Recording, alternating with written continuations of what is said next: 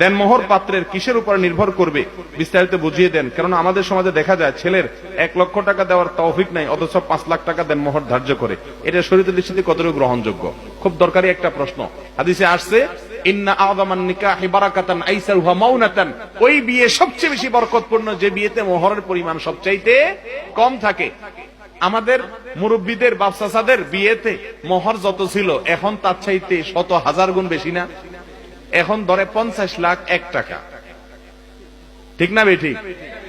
ওরে ধরে যদি আসার দেওয়া হয় 10 টাকা বাইরে হবে কিনা সন্দেহ, কিন্তু মোহর ধরে কত?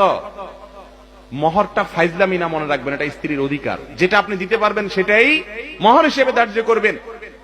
আমাদের দেশে মুশকিল হলো বিয়ের সময় ছেলেদের কথাই বলতে দেয় না। এখন আসি কিনা জানি না, আগে তো দেখতাম রুমালে একটা পেঁচাইয়া এরকম বাঁশ করে ছেলের হাতে দেয়, এইভাবে বেচারা ধরে রাখে। দেখছেন নি? এটার মানে বুঝেন? এটার মানে হলো তোমার কোনো কথা নাই চান্দু, কথা যা বলার আমরা বলবো। আরে বাবা, বিয়ে করব আমি, মোহরের টাকা কি আমার বাপে দিবে না আমি দেব?